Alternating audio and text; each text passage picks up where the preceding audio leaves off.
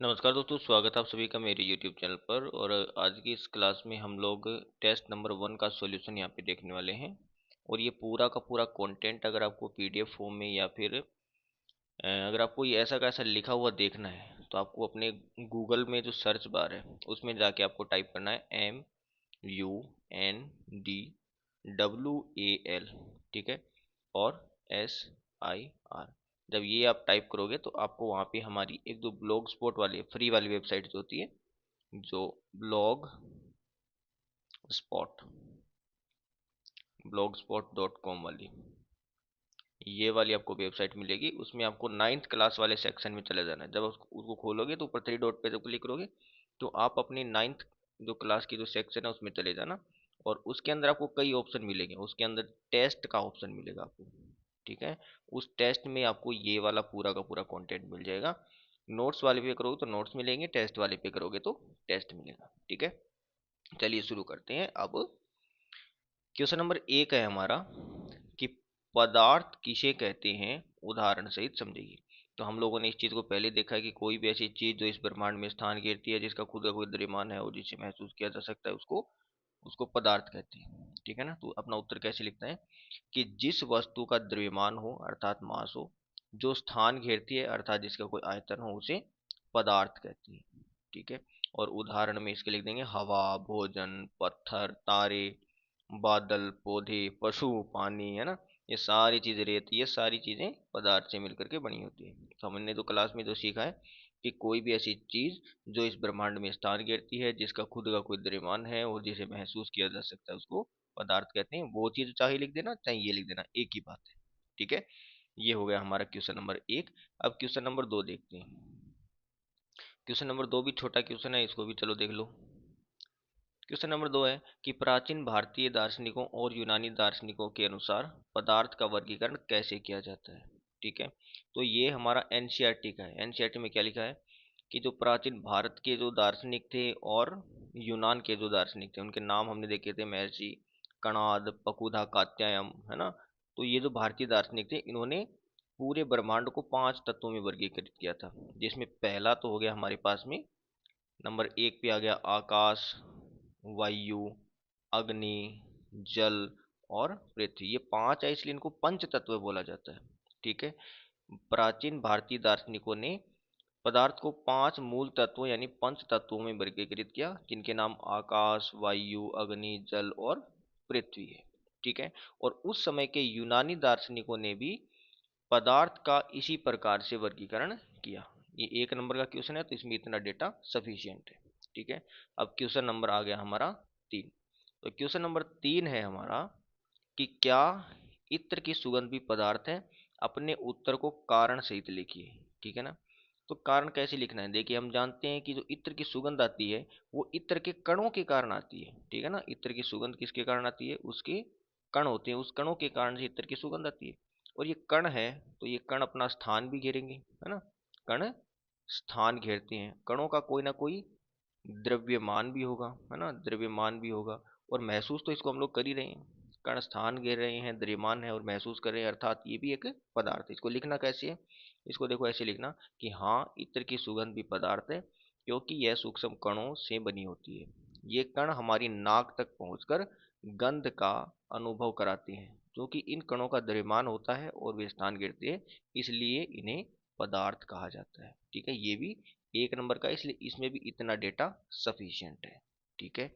आगे बढ़ते हैं।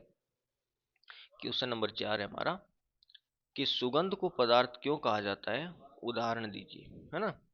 जो क्वेश्चन नंबर 3 है उसी के जैसा क्वेश्चन है, वो की वो चीज को फिर से घुमा के लिख देना है। क्वेश्चन को देख लो कि सुगंध को पदार्थ क्यों कहा जाता है, एक उदाहरण दीजिए। तो पहले तो हमें पदार्थ की परिभाषा लिख देनी है। सुगंध को पॉइंट ऑफ व्यू के सुगंध के पॉइंट ऑफ व्यू से हमें पदार्थ की परिभाषा लिख देनी है। तो परिभाषा कैसे लिखेंगे कि सुगंध को पदार्थ इसलिए कहा जाता है ना। जो चीज पदार्थ के लिए बोलते हैं वही हम लोग सुगंध के लिए बोल देंगे कि सुगंध को पदार्थ इसलिए कहा जाता है क्योंकि इसके कणों के पास द्रव्यमान होता है ना, और वे स्थान घेरते हैं, ठीक है। सुगंध को पदार्थ इसलिए कहा जाता है क्योंकि इसके कणों के पास द्रव्यमान है और वे स्थान घेरते हैं, ठीक है, इसलिए सुगंध को पदार्थ कहते हैं। उदाहरण अगरबत्ती की सुगंध, है ना, अगरबत्ती की जो खुशबू होती है वो, या फिर इत्र की जो सुगंध, महक का मतलब सुगंध ही होता है। ठीक है, ये क्वेश्चन नंबर 4 हो गया। ये भी 1 नंबर का है, तो इसमें भी इतना डेटा सफिशियंट है, इसमें आपको 1 नंबर मिल जाएगा किसी भी एग्जाम में अगर आप लिखोगे तो। फिर है कि प्रयोग द्वारा सिद्ध कीजिए कि पदार्थ छोटे छोटे कणों से बना होता है। ये क्रियाकलाप जो हमारी बुक में दी उनसे है, कि पदार्थ छोटे छोटे कणों से मिलकर के बना होता है, पदार्थ के बीच में खाली जगह होती है, नमक या चीनी जैसे ठोस पदार्थ भी पानी में पूरी तरह से घुल जाती है। तो इसको कैसे करना है उसको देखो जरा। सबसे पहले हमें क्या सिद्ध करना है कि पदार्थ छोटे छोटे कणों से मिलकर के बना होता है। तो उसके लिए यहाँ पे जो एक्सपेरिमेंट दिया गया है, यहाँ पे जो एक्सपेरिमेंट क्या दिया गया कि एक बीकर में आधा पानी ले, बीकर समझ गए, है ना, कांच का एक ऐसा होता है, जैसे गिलास होता है उसका मुंह ऐसा होगा कांच का ऊपर से, है ना, जैसे ये मान लो कांच का गिलास है। बीकर की खास बात ये है कि बीकर के यहाँ पे आपको एक चोंच मिलेगी ऐसी, बस इसी को बीकर बोलते हैं, ये लैब में मिलता है, कांच का होता है। इसको आप आधा भर लीजिए जल से, है ना, आधा पानी लेते हैं, उस पर निशान लगा दीजिए, ठीक है ना। अब उसमें थोड़ा नमक या चीनी डालकर कांच की छड़ से, ये ग्लास रोड कांच की एक छड़ होती है जो लैब में आपको आसानी से मिल जाती है, लगभग इतनी बड़ी छड़ होती है, इससे भी बड़ी होती है वो, तो उससे लेकर आप उसको घोल देना है। ठीक है, हम देखते हैं कि नमक या चीनी हमने जो भी मिलाया वो तो गायब हो जाता है, लेकिन पानी का स्तर जैसा का तैसा होता है। तो इससे हमने निष्कर्ष क्या निकाला, है ना, पानी के अंदर हम लोगों ने नमक या चीनी को घोलाया तो उससे निष्कर्ष क्या निकला। तो इससे निष्कर्ष यह निकलता है, इससे निष्कर्ष यह निकलता है कि इससे सिद्ध होता है कि पदार्थ छोटे छोटे कणों से मिलकर के बना होता है। अब ये कैसे पता चला, ये ऐसे पता चला कि जब हम लोगों ने पानी के अंदर चीनी या नमक को मिलाया तो चीनी के कण पानी के कणों के बीच में एडजस्ट हो गए, हो जाके, है ना, तो बहुत छोटे थे इसीलिए तो एडजस्ट हो गए, है ना। जब नमक या पानी चीनी में घुलते हैं तो उनके कण, किसके, नमक या चीनी के कण, पानी के कणों के बीच की खाली जगहों में चले जाते हैं। ठीक है ना, जैसे ये एक जल का कण हो गया, ये दूसरा जल का कण हो गया, ये तीसरा मान लो जल का कण हो गया। अब जब ये पास पास में आई, ये चौथा जल का कण हो, तो इनके बीच में जो खाली जगह बच गई, इस खाली जगह के बीच में मान लो ये नमक का कण है, तो ये नमक का कण यहाँ पे आके एडजस्ट हो गया। तो अगर इसका आकार छोटा नहीं होता तो यहाँ पे एडजस्ट नहीं होता। तो पदार्थ छोटे छोटे कणों से मिलकर के बना होता है, ये हमें तब पता चला जब पानी के अंदर हम लोगों ने नमक या चीनी को मिलाया तो उसके कण उसके बीच बीच में जाके एडजस्ट हो गए। इसलिए यह भी सिद्ध होता है कि नमक या चीनी जैसे ठोस पदार्थ भी पानी में पूरी तरह से घुल जाते हैं। ठीक है, यही तो हमें साबित करना था। इतना ये क्वेश्चन हमारा 2 नंबर का था। क्वेश्चन क्या था कि प्रयोग द्वारा सिद्ध कीजिए छोटे छोटे कणों से बना होता है। तो छोटे छोटे कणों से बना होता है, ये सिद्ध हो गया। कणों के बीच खाली जगह होती है, खाली जगह कैसे पता चला कि जब पानी और पानी के अंदर हमने नमक मिलाया तो वो जल के बीच में खाली जगह थी उसके अंदर चला गया, तो मतलब जल के कणों के बीच में खाली जगह है। और ये सिद्ध भी हो गया कि जल के अंदर नमक आसानी से घुल जाता है और नमक ठोस होता है, ये हम जानते हैं पहले से। फिर अगला है क्वेश्चन नंबर 6। क्वेश्चन नंबर 6 हमारा कि पदार्थ, एक मिनट में कलर चेंज कर लेता हूँ इसका। हाँ, कि पदार्थ के भौतिक स्वरूप को समझाइए। ये 4 अंक का है तो इसमें हमें डेटा भी ज़्यादा देना पड़ेगा। तो जब पदार्थ के भौतिक स्वरूप को समझाइए, तो यहाँ पे मैंने लिखा हुआ नहीं है, आप चाहो तो इसके अंदर पदार्थ की जो परिभाषा है ना, जो पदार्थ की परिभाषा हम लोग कक्षा में पढ़ते हैं, उस परिभाषा को भी सबसे पहले ऐड कर दिया करो, इससे थोड़ा सा इंप्रेशन जमता है जो कॉपी चेक करने वाला ना उस पर। अब इसके स्वरूप देखते हैं कि पदार्थ का भौतिक स्वरूप निम्नलिखित प्रयोगों से सिद्ध होता है।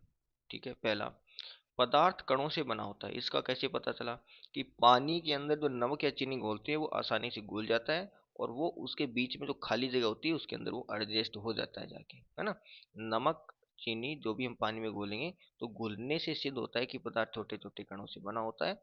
ये कण पानी के कणों के बीच की खाली जगहों में चले जाते हैं। फिर दूसरा, पदार्थ के कण छोटे होते हैं और उनके बीच में खाली स्थान होता है। कैसे कि पोटेशियम परमैंगनेट की थोड़ी सी मात्रा को बार बार पानी में मिलाया जाता है। देखो एक्टिविटी है हमारे अंदर तो कलर चेंज हो रहा है। पहले तो हमने 100 ml लिया, उसमें थोड़ा सा पोटेशियम परमैंगनेट डालते हैं, फिर उसमें से उसमें से 10 ml अगले 90 ml में मिला के फिर 100 ml बनाते हैं, फिर 10 ml लेके अगले मिलाते हैं। ये एक्टिविटी हमारी बुक के अंदर दी गई है ना। तो होता क्या है, तो बहुत पतला करने के बाद भी पानी में हल्का हल्का रंग तो बच ही जाता है, और ऐसा हम लोग डिटोल के साथ में भी करते हैं, ये हमारी बुक में दिया गया है। तो इससे सिद्ध होता है कि पदार्थ के कण छोटे छोटे होते हैं और पानी के कणों के बीच में खाली स्थान या खाली जगह होती है। ठीक है, अब देखिए लास्ट में थोड़ा सा और बचा इसका, कि कण निरंतर गतिशील होते हैं। इसको कैसे हम जस्टिफाई करें कि पदार्थ के कण निरंतर गतिशील होते हैं?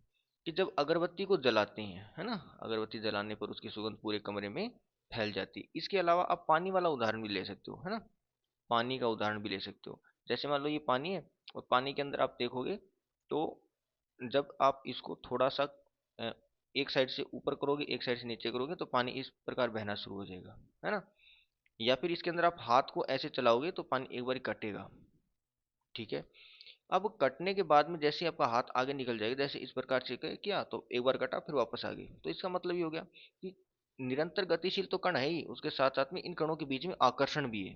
ठीक है ना, ये बात भी आप चाहो तो इसके अंदर नोट कर सकते हो कि अगरबत्ती अब ये पॉइंट देख लो कि अगरबत्ती जलाने पर उसकी सुगंध पूरे कमरे में फैल जाती है। इससे स्पष्ट है कि पदार्थ के कण लगातार गतिशील रहते हैं। चौथा पॉइंट है कि कणों की गति तापमान पर निर्भर करती है। अगरबत्ती वाले उदाहरण को यहाँ फिर से हम लोग कर सकते हैं, है ना। या फिर वो जो गर्म खाना होता है, जब खाना ठंडा होता है तब तो उसकी सुगंध थोड़ी दूर तक जाती है, और जब खाना को गर्म करते हैं तो मान लो अगर ठंडे खाने की सुगंध यहाँ तक आ रही है, तो अगर इसको गर्म किया माने इसका तापमान बढ़ाए तो सुगंध यहाँ तक चल जाएगी। हुआ क्या, इसके कणों के पास में गतिज ऊर्जा आ गई, और जितनी गतिज ऊर्जा ज्यादा होगी वो उतनी ज्यादा दूरी तय करेंगे। ठीक है ना। अब देखो यहाँ पे क्या, कि कॉपर सल्फेट या पोटेशियम परमैंगनेट के क्रिस्टल गर्म पानी में जल्दी घुलते हैं, जबकि ठंडे पानी में धीरे धीरे घुलते हैं। जैसे चाशनी बनाता है ना भाई, तो तापमान बढ़ाएगा तो चीनी उसमें ज्यादा घुलती है ना। तो कणों की गति तापमान पर भी निर्भर करती है। यह बताता है कि तापमान बढ़ाने पर कणों की गति तेज हो जाती है। ठीक है, इस प्रयोग इस प्रकार प्रयोग से सिद्ध होता है कि पदार्थ छोटे छोटे कणों से बना है, इनके बीच खाली जगह होती है और ये कण हमेशा गतिशील रहते हैं। ये क्वेश्चन नंबर हो गया हमारा 4। तो इस प्रकार से हमारा पहला, दूसरा, तीसरा और चौथा कितने हो गए टोटल, ये इतने ही थे, है ना। यहाँ 6 हो गए। ये 6 क्वेश्चन हमारी इस पहले टेस्ट के कंप्लीट हो जाते हैं, और टेस्ट नंबर 2 हम लोग अगले में देखेंगे। आप लोगों को नोट्स के लिए मैंने पहले ही बता दिया होगा कि अगर आपको ये नोट्स चाहिए, अगर आप ये पूरा कंटेंट आपको पढ़ना है तो आपको गूगल में जाके सर्च करना है MUNDWAL और SIR। जब ये खोलोगे तो आपको वेबसाइट मिलेगी, और वो भी लास्ट में आपको डोमेन मिलेगा, ये मुंडवाल सर .blogspot.com, लास्ट में ये मिलेगा। ये जो फ्री वाली वेबसाइट होती है ब्लॉगर की वेबसाइट है वो है। ठीक है ना। अगर फिर भी ना मिले तो आप URL लगा देना HMUNDWAL फिर SIR डॉट, ये आर है, डॉट ब्लॉग SPOT.com, है ना। ये URL लगा देना, ये वाला। लगभग तो आप ये लगाओगे, है ना, ये जो मूंडवाल सर आप लगाओगे तो इससे ही आपको वेबसाइट खुल जाएगी। अगर इससे ना खुले बाई चांस तो इससे तो 100% खुल ही जाएगी, है ना, इससे भी लगभग खुल ही जाएगी, है ना। और इसमें जाने के बाद में आपको 9th क्लास वाले सेक्टर के अंदर जाना है। जो 9th क्लास का ऑप्शन मिले उसमें चले जाना, और उसमें जाने के बाद में आपको टेस्ट वाले ऑप्शन में चले जाना है। जब टेस्ट के अंदर देखोगे तो टेस्ट नंबर 1 का ये सॉल्यूशन हमने इस वीडियो में देखा है, टेस्ट नंबर 2 का सॉल्यूशन अगले वीडियो में देखेंगे।